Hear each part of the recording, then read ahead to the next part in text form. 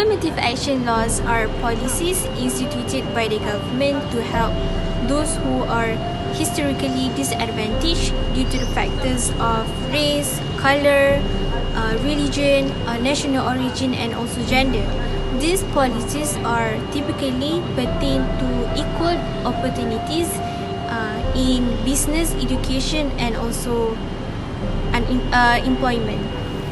The 1969 incident was considered one of the worst in Malaysia history.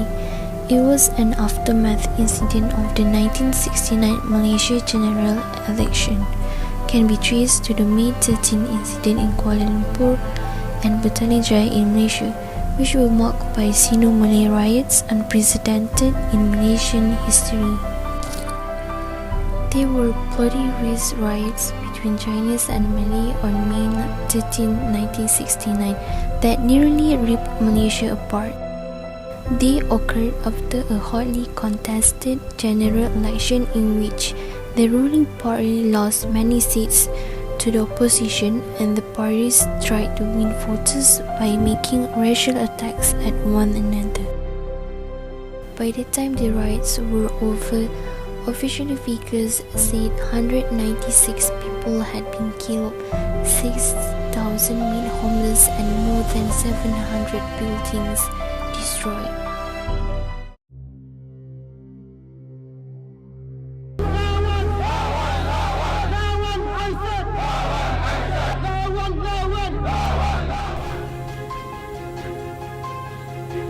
ECON is basically a declaration that the country is committed to eliminating racial discrimination and promoting understanding among all races. Malaysia is one of the 14 countries that have yet to act on the convention, which means Malaysia is keeping company with nations like Myanmar and North Korea. More than 1,000 people street protest at the time of filming. Over 118 Malaysians have signed a petition calling on the government not to ratify the ECON. The petition's creator, Luqman Sharif, stated that to ratify the ECON would contradict the constitution and see Bumiputra and Malay special privileges revoked. Our Prime Minister Dr. Mahathir has said to implement ECON would be impossible given that it would mean changing the federal constitution, and that would require a 2/3 majority to pass the parliament.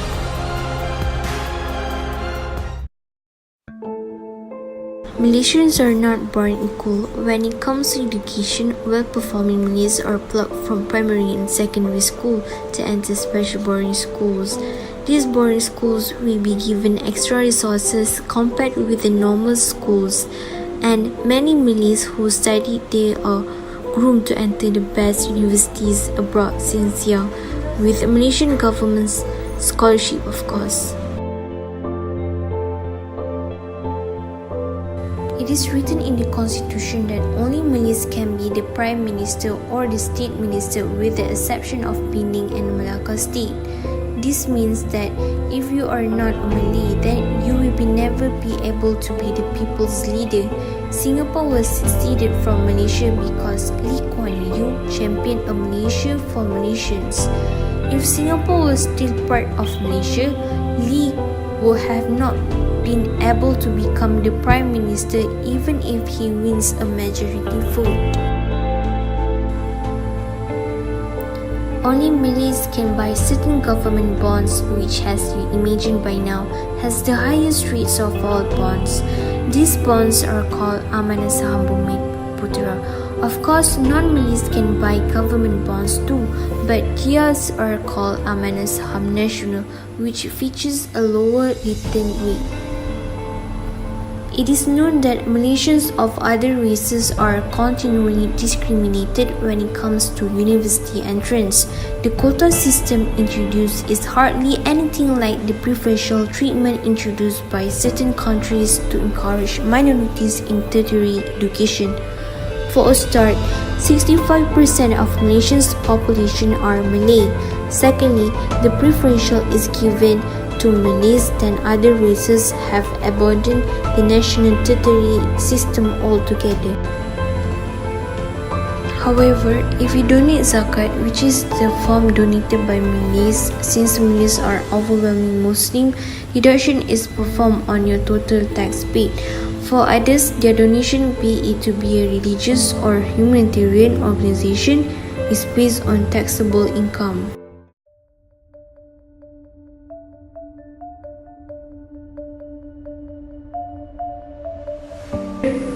So now, do we still need affirmative action?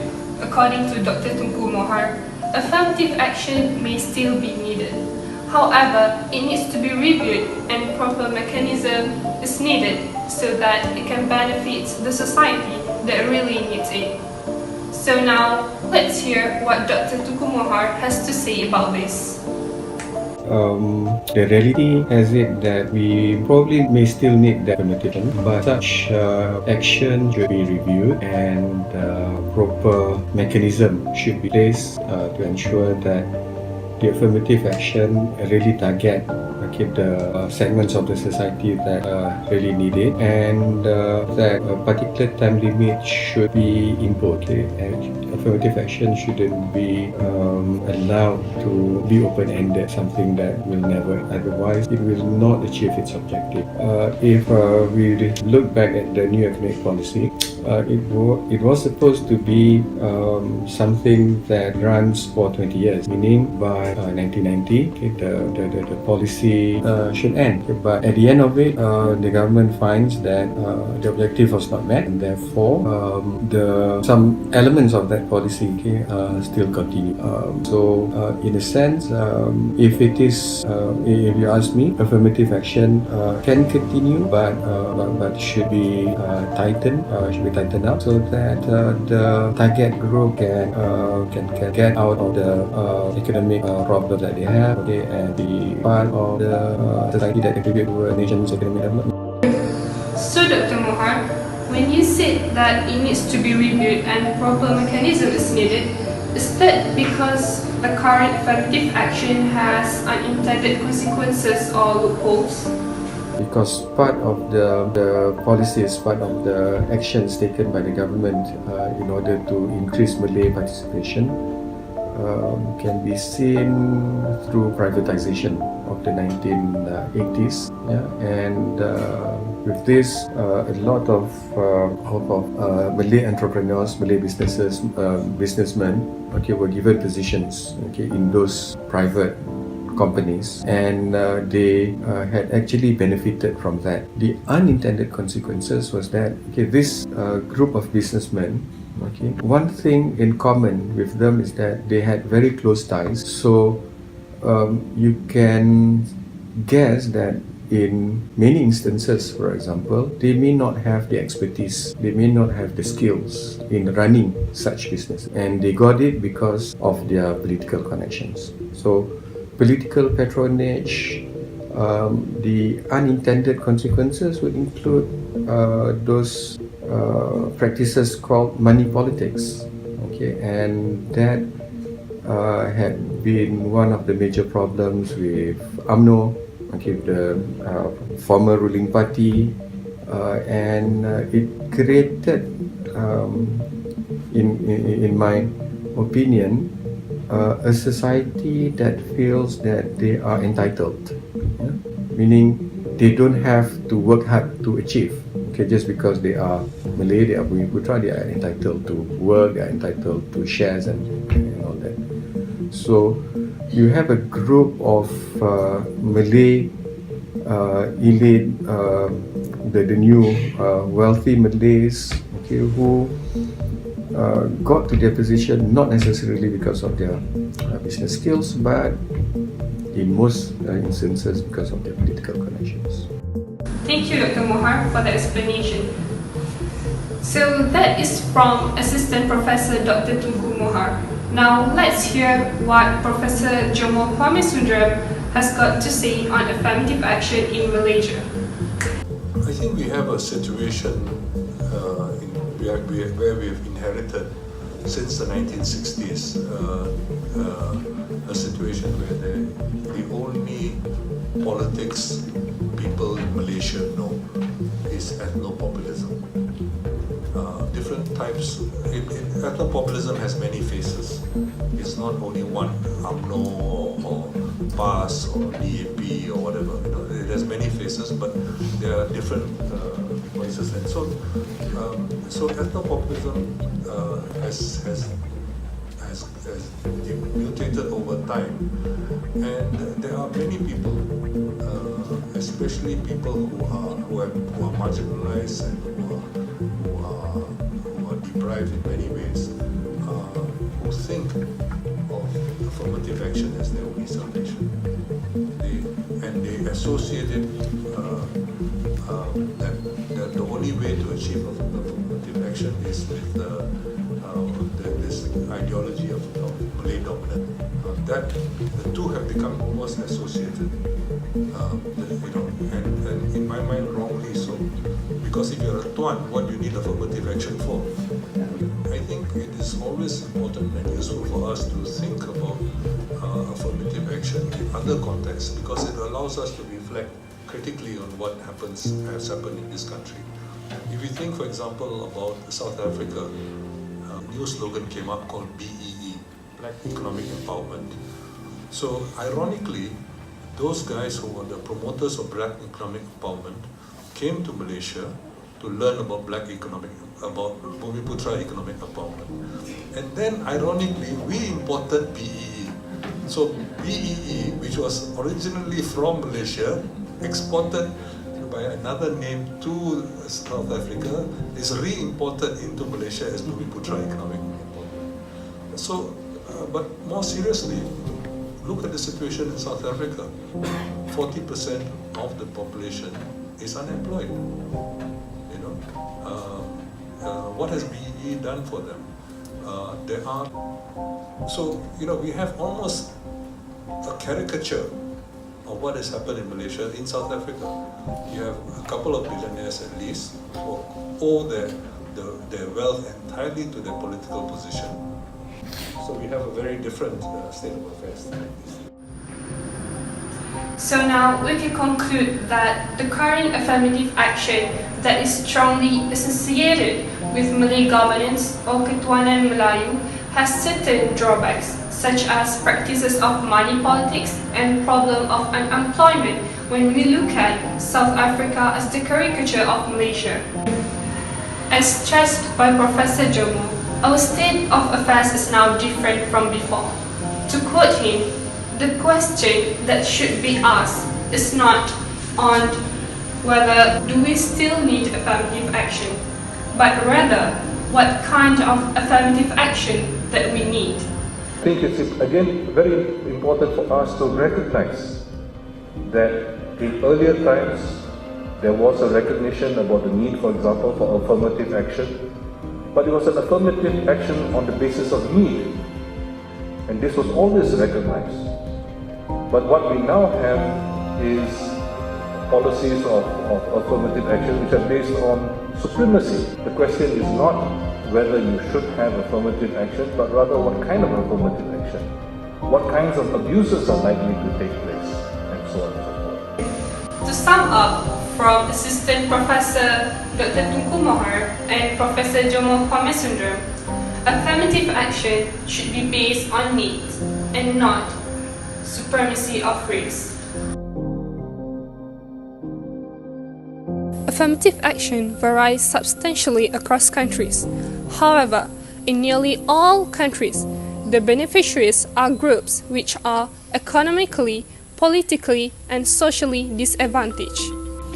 Another unique feature of Malaysian affirmative action is that the preferential treatment for the Malays and other indigenous groups was written into the Malaysian Constitution under the Article 153. Malaysia affirmative action policy differs from other countries in one crucial respect. It is the politically dominant majority group which introduces preferential policy in order to raise its economic status against the more economic advanced minorities. Besides being written under the Constitution, the wording of Article 153 links ethnic preferential treatment to the special position of the Malay community. This has given rise to the prevalent and prevailing Malay popular opinion that views preferential treatment as part of their special rights and thus not open to any negotiation. The majority ethnic group that has the power to legislate the affirmative action policy and receive benefits from those policies in Malaysia are the Malays. Conversely, it is the Chinese and Indian ethnic minorities, the most economic advanced group, who have felt most victimized by the affirmative action policy. Affirmative Action Program in Malaysia, officially called the Bumi Putra Policy, has led to a deeply fractured nation and perpetual ethnic tension. It is cautionary tale of how ethnicity-based affirmative action policies can have unintended consequences. To put it mildly, the implementation of the NEP was politically disastrous. Firstly, the policy created a racial class. Since the contracts were awarded on racial grounds, the elite Malays with the stronger political connections were able to secure the bulk of the Malay-only contracts. With huge profits to follow, this elite became the strongest defenders of the system, forcing the government to expand the NEP to other areas. Secondly, the non-Malay population, comprising mainly Chinese and Indians, were oftentimes relegated to second-class citizenship, no longer able to rely on government help or attend an institution of higher learning due to the quota system. Moreover, the policy has led to a dependency syndrome among the Malay population, with many Malays believing that they cannot survive without affirmative action. Basically, the NEP has led to a deep mistrust between Malays and non-Malays. Even more seriously, the policy has led to brain drain among non-Malays, with the World Bank report stating that more than 1 million non-Malays, almost all with tertiary qualifications, have migrated to other countries to escape ethnic discrimination. First benefits is it promotes diversity. Affirmative action ensures that a diverse environment can be achieved. This adds perspective and experience wouldn't be present if the program wasn't in place. Unity is better when we can learn from our differences instead of in the comfortable of sameness. The second is it allows to chase people's dreams. Affirmative action allows people to pursue a career that they may never have considered without help from the program. There are significant gaps for women in minorities in certain fields still today, such as technology, healthcare, that could potentially benefit from the diversity that affirmative action promotes. Third is it can help to break the glass ceiling. When people are put into environment and treated as an equal, then it can stop the various gaps that we see in our current society. Wage gaps have potential to go away. Gender gaps can be reduced in certain industry. Minority gaps can be reduced because there are more opportunity available to receive a higher education. The efforts can help to financially break the glass ceiling that have held so many people back for far too long.